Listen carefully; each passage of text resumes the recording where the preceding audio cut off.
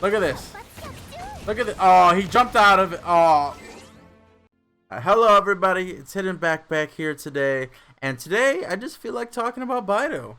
Beidou has a very interesting kit, in my opinion. And she can dish out some huge damage if you play her correctly. Now, she is a great sword user. And so, her basic attacks are a little slower than a regular one-handed sword would be, but they hit a lot harder. And she's not like Noelle. Where Noelle has 4 swings, Beidou has 5.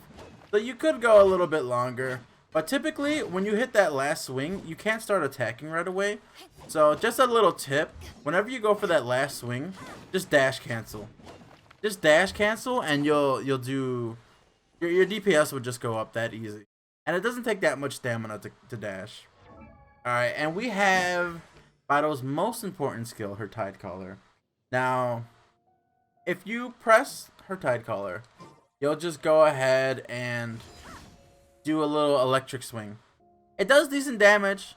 It's like 150% or so, something like that. But if you hold it, she's bracing herself, and if she gets hit 2 times in the duration while she's holding it, she will do an additional 400% damage. It's ridiculous, ridiculous. And the more damage, it's not calculated by how much damage you take. It's calculated by how many hits you take, with 2 hits being the maximum. Look at this. Okay.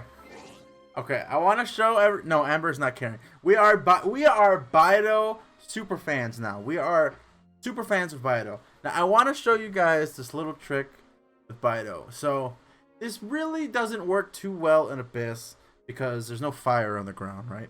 But whenever you are just exploring and clearing mobs, especially hilly churls, sometimes they'll light the ground on fire, and you can just instantly use your E.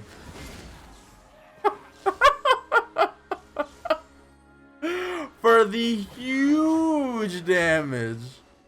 And if you ascend her at least once, you get the full effect. You get the full buff from it. I'll show you guys real fast. It's her retribution. So Tide Collar is her E. And so if you counterattack with it, essentially if you parry with your E, which is a little shield, you'll get the max shield bonus. The max shield bonus is 400%. Max damage bonus on shield, sorry. So the way it works is you can hold it or you can press it. If you tap it, you've got to parry something, and she'll swing. Regardless if you get the bonus or not. If you don't parry, she'll still swing. If you do parry, you hit hard. And if you're standing on fire and you're taking those ticks count. So you can just hit it and you'll get the full effect. And that's how I smacked everyone around for over 8,000. And what the coolest thing about Tide Collar is when you get the maximum bonus, it's not in the description, but when you get the maximum bonus, it also increases its range in AoE. This skill really does define Beidou. It really defines Beidou.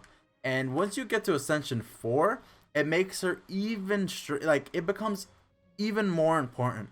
If you want to be good at Beidou, you have to learn how to use her E. So if you can see here with the Ascension 4 effect, gain the following effects for 10 seconds after unleashing Tide Collar with its maximum bonus. So you have to parry or take 2 hits. Increased attack speed by 15%, and damage dealt by normal and charged attacks are increased by 15%. It also has a little bonus where you have a reduced delay when you go for the charge attack. I honestly never use her charge attack unless I'm clearing like crystal chunks or something. But you can see how good this E is. The damage. This is why I love Beidou. Alright, so if you have a pyro in your party, something you may or may not know is pyro users actually light grass on fire.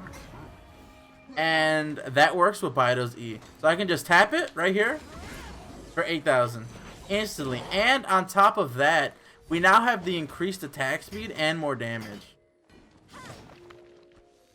Alright, and now for the next part that I want to show you guys. We now have her ultimate ability up. And what this does, it's important to note I have her C1. So we get a bonus shield on top of it for 15%. I mean, for 16% of her max HP. So you won't see the outer shield if you don't have that, obviously. And okay, so her ultimate ability here, her normal and charged attacks now will do an additional electro damage on top of them. And it's not like Kaching where her autos are just electric. It's on top of it. So if you saw, I was swinging for like 1300 or so, and with the ultimate, it's gonna add an additional 1800. It's just absolutely ridiculous. On top of that, she gains damage resistance during the duration of her ultimate, and to make things even better, you can change characters with it. So I'll show you. It has a startup. It does the initial damage when you hit it. 2400, super solid, and I can change characters and it stays. And now this is what I'm saying. I auto here. Oh, I missed. I auto here. You see the 1400 from my regular auto, and then it was 1900 from the ability itself. The damage that Beidou can dish out is nuts. Let's say you parry. Let's say you get the max E. You pull off the max E here, right? And then you ultimate, so not only do you get the damage bonus from getting from accomplishing the parry, but you'll also get the damage bonus from the ult. And Beidou will just run with that hard. Alright, so let's do a quick rundown of how I decided to build Beidou. Now, this is pretty standard for anyone who's your main carry. I actually don't have the full set of what I want, but what I have now is still fine. So I actually went ahead and with the battle pass, I grabbed the serpent spine. I think it's perfect for her because crit rate and attack, obviously the base attack, but the ability, it scales all her damage by 30%. And since she has multiple shields, one with her Constellation 1, and then her second shield being her parry. If she parries something or absorbs it, she technically takes no hits, so she keeps up all the stacks. It's ridiculous. And if we're able to refine this, if they ever bring it away into the game where we can get refinements of the battle pass weapons, this weapon is going to be ridiculous because each stack will go up by 1% damage, so 5% damage, and then we even take less damage. It's so good if we can refine this. Now, as for our artifacts, I really think Gladiator's the best. I sadly don't have a good enough set quite yet. Like, I have a helmet, but it's HP. And yeah, I could do the feathers. But even then, their substats are pretty poor.